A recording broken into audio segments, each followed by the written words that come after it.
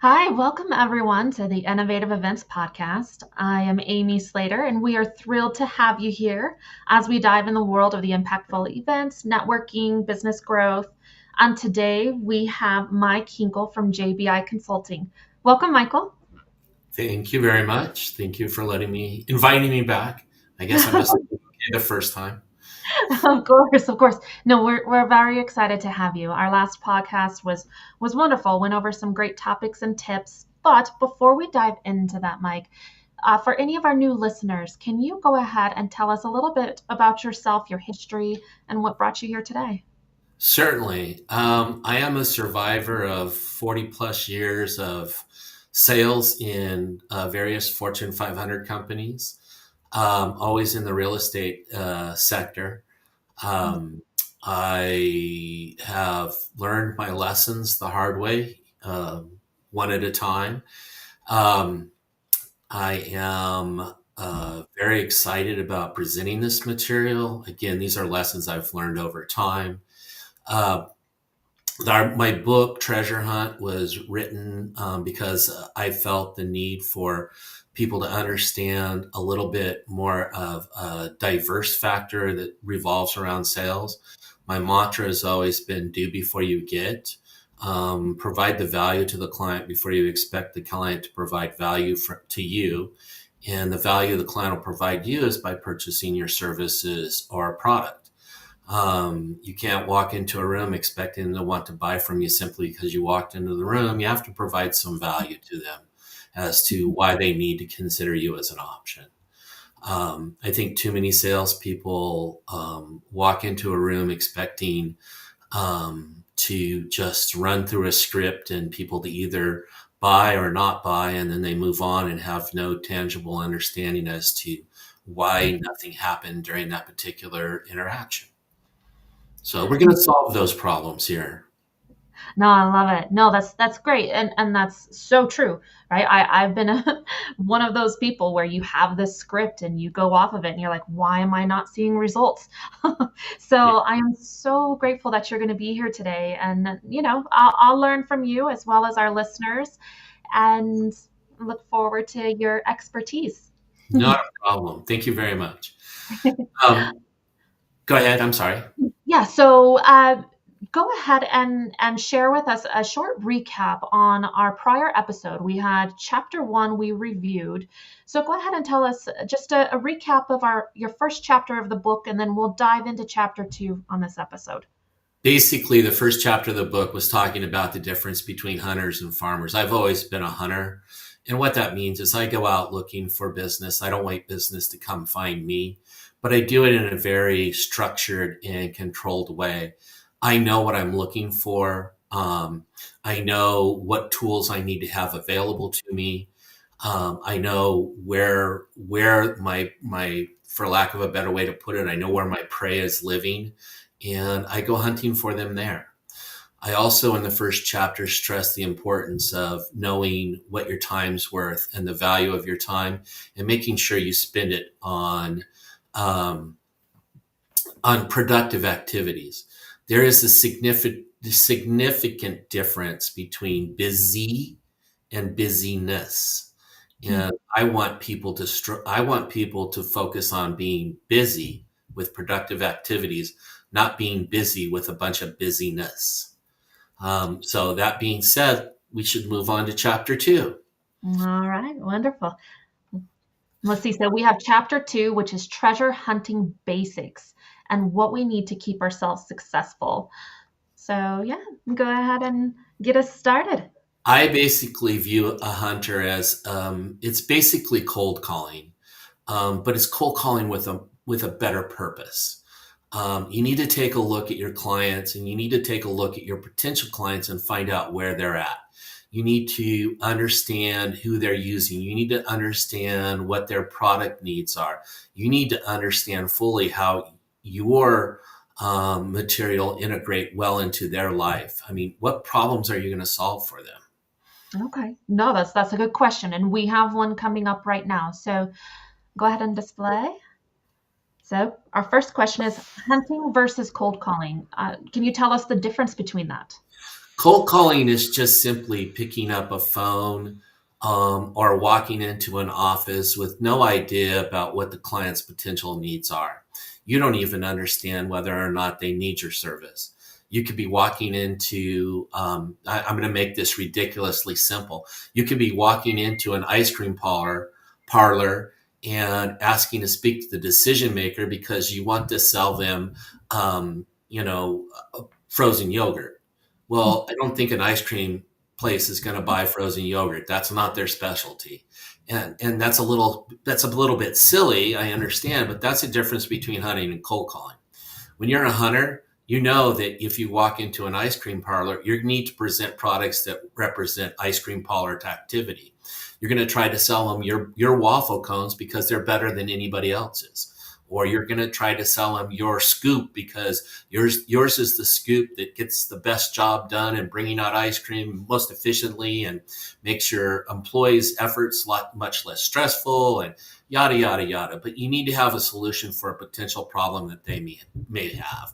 And that's a key difference between hunting and cold calling. Hunting's going after something with an intelligent purpose behind it, some thought, some preparation, and thinking out what you've got going on and what the potential needs of the client might be. No, agreed. I think we forget sometimes when we're doing these sales, we're sure to know what we're selling and why it's so special, right?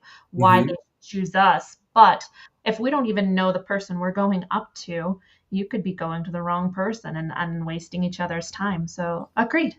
That Definitely. that is that Different. is one of the biggest drawbacks in sales is when we try to over communicate something to somebody that's not even a decision maker. Quit trying to sell a life preserver to somebody that never goes on the water. Uh, Right. it just doesn't make any sense. They have no need for the Yeah. equipment. And Yeah. you could have the best one in the world, the one that can save 100% of lives every time. But if they don't need the product, Mhm. you're wasting their time and yours. So Yeah. Yeah. be Agreed. strategic. Be strategic. All right. All right. So now another question that we have is, say I have a product that sells itself. Do I need to work this hard? Yeah, you do, because quite honestly, a product that sells itself um, still requires certain things to for you to be successful in that sales transaction. Mhm. If I rely on my product to sell itself, I bring no value to the table. I am just an add-on to that product. And what happens when somebody else walks in from a different company that happens to sell the same product?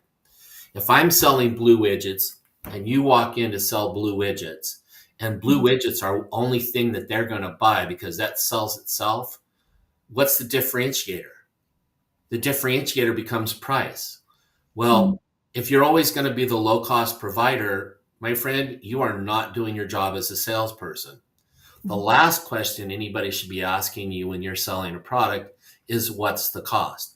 They're going to want to know, but when they focus solely on the cost of the product as a reason to either buy or not to buy, you're Mhm. not giving them enough value in what it is you're presenting as a solution to their problem. So you have to be aware of what their needs are. You have to talk to them and listen. You have to figure out what it is that keeps them awake at night. Because quite honestly, too many salespeople talk to listen to themselves. You ramble on about all the benefits to the product and all the advantages they're going to get out of buying your product, and all you're really saying is, if you buy this, I'm going to make a commission. So trust me, I know what you need. That's Mhm. not solving a problem. Right, right. Oh, we have another question pop up. Let's see how that ties in. Okay, so what about a service industry, not a product industry? What would that look like? The same thing holds true. If you're providing a service, it's still, in fact, I always was in service industries. I did never sold a product. I sold a service. I sold an intangible. And services are harder to sell because of the fact that you have to bring the value of the service to them. Um, Mm, my last position for the last 23 years was selling title insurance. Most people, when I say that, go, "What's title insurance?" Exactly. It's something that everyone's required to have. You have to buy it from somebody, otherwise you can't close a loan. And if that's the case, I need to make sure that I'm the differentiator. So I need to make sure my clients understand I'm what brings the difference to them over somebody else's same service. It's the Yeah. things that they can count on from me. It's my professionalism. It's Mhm. my desire to deliver a very beneficial product to them, a very beneficial service to them. It's my follow through, my follow up, my caring about the success of their business. That's Mhm. the differentiator there. Oh, agreed, agreed. I mean, the relationship you're building with these people will make you stand out versus someone who maybe has a better product than yours. And if you can even create that relationship stronger, I think you would win them over before the other. Exactly. Okay, we have one more question here. Let's see.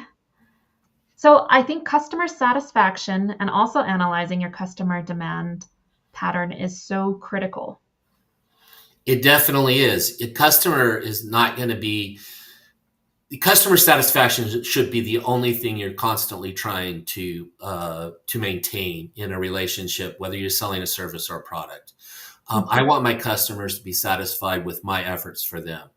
I have a practice that I've used for many years and I continue to use where, I want to be their expert in the localized field. I provided, going back to my example, I provided title insurance. So if they had a question about my title insurance policy or anybody else's, I made sure my clients understood they can call me up and ask me freely about anybody's service. They can lean on me as a localized expert in that field, and I give them honest answers. And quite honestly, they could count on me. And this, I had to earn this reputation, and this is part of my branding. That they can count on me to give them an honest story, whether and be honest with them about whether or not my product was meeting their needs or somebody else's product would be a better match for what they wanted in that situation. And Mhm. many times I have sent clients to the competition for the mere fact that what they really wanted out of that particular service was one particular thing that I couldn't meet. And instead of not meeting their demands or not meeting their expectations, I would rather them go to someone else. Because when that someone else makes a mistake, and trust me, they will, we all do, I want them coming back to me and saying, it didn't quite work out the way I wanted. What can you do? And Mhm. now I don't have the problem of not delivering something to them they don't want. We get to focus on all the stuff I do have that I can deliver to them. Wonderful, wonderful. Great tip. All right, here we have another question. Okay, so you talk a lot about the first impressions. Now, why? You only get one chance to make a first impression. And not only that, every time you talk to your client after that first time, you're constantly making an impression about who you are and what you are. First impressions are critical. You don't want to walk into a situation and talk about your product or your service and not listen to the client. Mm. There's one adage that I've used a lot, continue to use, and it applies in almost any situation you're ever in. You have two ears, one mouth. For God's sake, use them proportionately. If your first impression is you're going to walk in, tell some client about all the things that you do right, and never once listen to what their problems are, what's the impression I just made with this individual? Mm. Chances are they're looking at me going, well, you're pretty high on yourself. You think you have all the solutions, all the problems solved, but you haven't even asked me what mine are. Right, right. Well, here, let's see this next question coming up.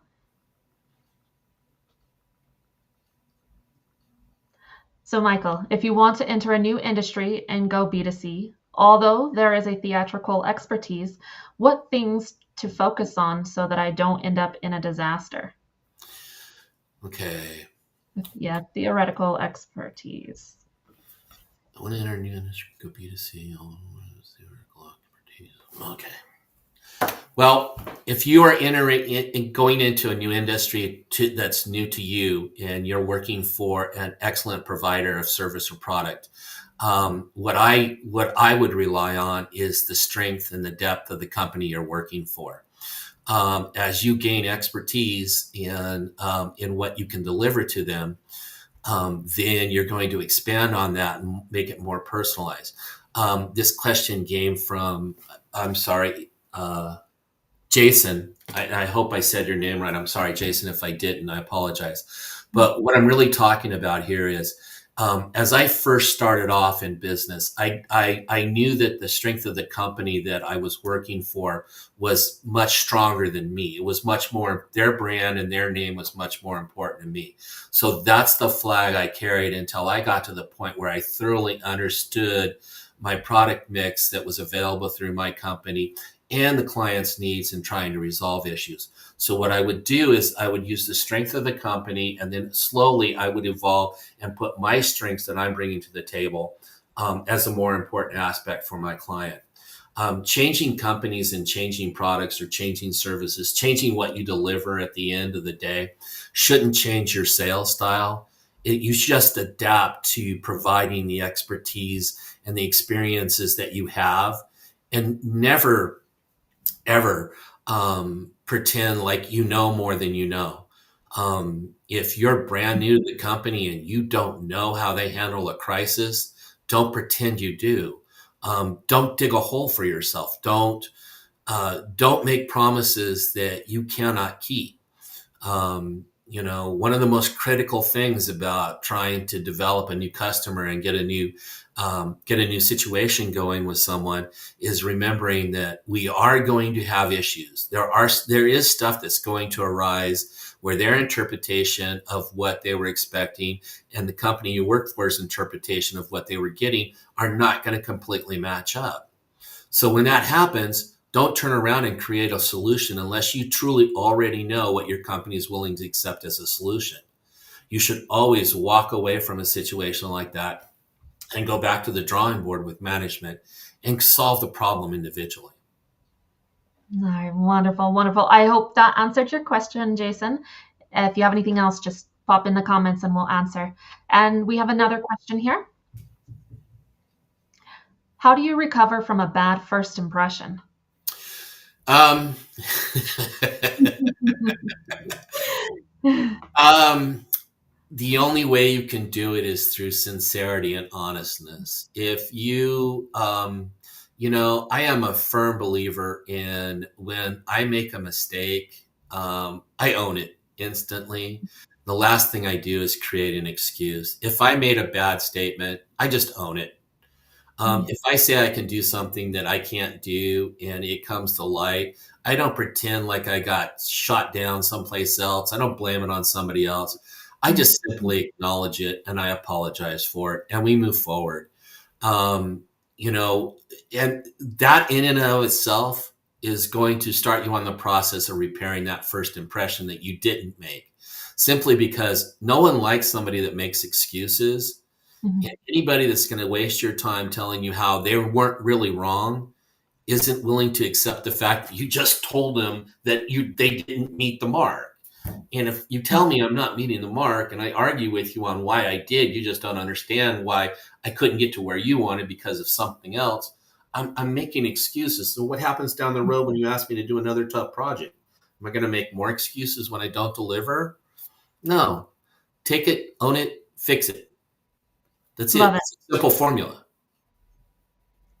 No, no, that's great. That's great. And we're human. Sometimes we're not always on the top of our game and we make mistakes or we don't have the answer to something, but 100% just being honest and truthful. And you may not have the answer in the moment, but let them know you're going to find the answer. We're going to get the solution. And That's another way of controlling. Actually, thank you for that suggestion. That's something I've always practiced. Is I have no problem when I don't know the answer to a question, telling the client I don't know the answer to the question. I have to get back to you. I don't think I've ever had a single client object to me trying to get them the right answer, even if it takes an extra day. They want the right answer. They don't want what they want to hear. They want to know what you really can do. So the correct answer is worth more to them than a parroting of, sure, I can do that for you, right, and then not delivering, and then you and have then a not delivering it. They're no more successful after that than they are for, waiting a day to get the right answer and get it done correct is Yeah. worth so much more. Oh, agreed, agreed. And that shows your value. So another question that I have here is, how important is the brand? Your brand becomes your identity. Mm, Every salesperson's goal should be that no matter whether you're in the room or not, you are represented every time they talk about your product. My clients and my business was a service oriented business, and my clients, eventually get to the point where they are including me on their transactions, named that this part of the deal is going to be done by Mike Hinkle at this location. Um, and all of that was taking place without me ever being in the room. I didn't have to be there. They were defending me. They were fighting for me on the deal because of what I had done to earn that. And what I had done to earn that is I meant what I said. I said what I meant. I do what I say I'll do, and I do it when I say I'll do it. If I can't do it, I tell them I can't do it up front. I don't carry it on for a day or two, hoping I can find a solution. mm, And I never give them a no without giving them a possible solution of something I can do to fix the problem they've identified. I mean, those seem like simple, easy things to do, but you would be surprised how many salespeople don't do it. mm, Think about the last time you were frustrated in your own personal life. You were frustrated with someone when it came to the level of sales. I would venture a guess the area of sales. I don't mean level sales, area of sales. And I would venture a guess it probably occurred in your mind. The first problem you went to was when somebody made a statement to you that they didn't back up. Can I get this brand new Porsche in baby blue with red tires? And the guy says, sure, we could do that. Well, no, they can't. And I'm being obscure. I'm being way out there with my example. It's never going to happen that way. But you all know what I'm talking about now. When you make promises that you can't keep off the cuff just to give them something that they want to hear, that's going to destroy your brand, and that's going to make your life more difficult. So be honest about what you do. Make your brand ever critical. Um, I had a reputation with my clients, that when I told them I would do something, they expected it done. And I can give you a story about how that brand helped me once. I had a client reach out to me with a question about a transaction, that wasn't pending. It was something they were thinking about doing. And they emailed me the question. I failed to respond to them in the first 24 hours, which is my commitment. In fact, it's the first 8 hours. I tried not to leave anything go over into the second day. So they called me up. They sent me an email. I read it. It was a really, really simple request. I just had to call somebody else, but my day got away from me. I completely let it fall through the cracks. mm. 2 days later, they called me up and said, Mike, did you ever get an answer for me on that question? And my first response was to say, oh my gosh, no, it fell through the cracks. The first thing I did was own the fact that I did not do it. I didn't go with some kind of fake excuse like, oh, I'm waiting on people to get back to me. Let me follow up with them. No, I never made the call, so I owned it. You know what the guy's response was? I thought so, Mike, but I knew this wasn't critical to me, so I didn't want to bug you, and I knew that you'd get back to me. I figured I should probably just move it back up to the top of your list. And I said, thank you very much. 15 minutes later, he had his answer, and I never once skipped a beat with this guy. That didn't cause me one moment's angst, and I never, ever heard about that again. It's not like 2 weeks from now or 2 weeks after he called me up and said, Mike, I need to have an answer to this. You think you can get it back to me today? No. That conversation never took place. That was a standalone incident, and he was more than willing to let it be a standalone incident because it didn't occur on a regular basis. Mm. And I think it has a lot to do with the fact I owned it. He asked me what happened. I was honest. I screwed up. Not that, I didn't make an excuse. Right, right. That goes back into where you were tying it in with those first impressions and then those continuous impressions, right?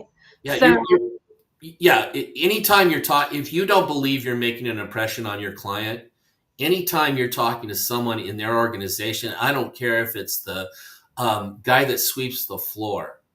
Mhm. That impression you're making with that person in that organization is going to matriculate its way through that organization. And someone without any influence on your give and go and whether or not they're going to use you can be standing around the coffee pot sharing with all the people what a total terrible person you are, and that's someone working against you. Why would you have that? Why would you allow your own ego to overlook the guy that sweeps the floor? Right, right. And that again, it goes into your brand. You don't want people seeing that that's who you are or your company is, the people you're working with, or that will support them. So with that, let me redirect back here to your chapter 2 in your book. You do give some tips on mental toughness, and is that important? Can you explain that to us? Mental toughness is extremely important. Are you failing because you fear success? Are you failing because you fear failing? Um, you know, is it that you're just afraid? Mhm. You know, mental toughness is walking into a room full of people that you don't know what their decision's going to be in reference to your product or service and asking for the sale anyway. And, I walk into a room, I attempt to make a sale. I come out of the room. Maybe there was no sale made. Maybe there was a maybe somewhere down the road. But regardless of how I walk out of, whether I walk out of the room with a deal or not, my focus from the second I get out of the room is on what things that I do right. Every time I met with a client and asked for a sale, afterwards, I always walked out of the thing and I sat there and had a moment with myself about all the things I did right. What were the right questions? Did I see the right leads? Was I taking the right direction? And I refused to accept the fact that there was anything negative about any of the experience because it wasn't. Everything was a moment to learn more. If I said the wrong thing, then I needed to understand that about what I said and I needed to correct that. But Mhm. I didn't focus on the negativity of it. I focused, okay, what should I have said instead? I looked for the solutions to the problems I created. I looked for ways to improve my sales skills, and you can't do that if you're not tough. If you're not constantly asking yourself the tough questions like, "What can I do better? What did I do right? And how can I improve?" Then you're not asking yourself the right questions. And notice what I didn't do there. I'm not talking about. I don't ask myself, "What did I do wrong?" Because the fact I don't have a sale, that doesn't mean I did a thing wrong. Right. There's nothing to be thinking you did anything wrong with. So that's critical. You've got to have that mental toughness and keep moving forward. Agreed, agreed. I think so many of us are so hard on ourselves. I hear that often. And it's true. It's true. Cut yourself a break. Now find some solutions, find how you can improve. And if there wasn't anything you did great, then that wasn't the opportunity. You move on to the next and keep trying. Don't give up. Well, there's so much you can learn from that one opportunity because the next guy, yeah, everything you learn from that one positive, you say to the next guy and they're a lay down. Right. They say, where can I sign? Yeah, definitely.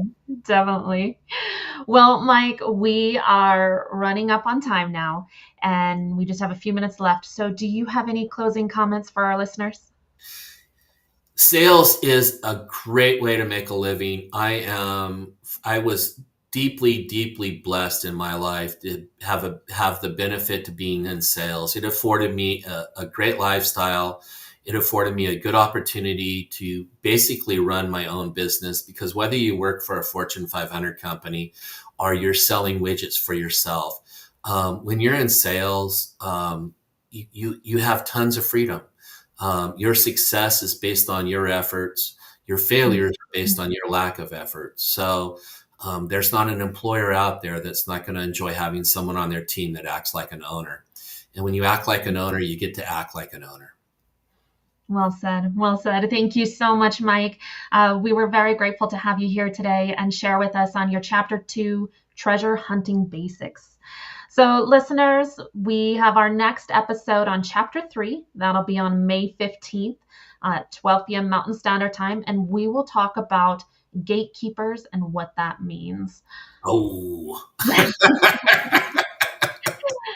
All right. All right. And also, I wanted to redirect everybody. If you are interested and you want to read Mike Hinkle's book, you can purchase that on Amazon, and he has it in stores in Target and Barnes and Noble. So please don't miss out. Jump in and get his book Treasure Hunt, where you can get even more details on his sales strategy.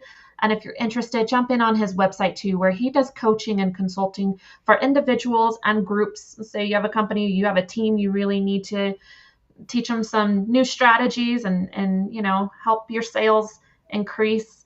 Mike Hinkle is a great source, an expert in sales, and I highly refer him out. So please come and check us out more. thank you very much. Thank you, Mike, for joining us.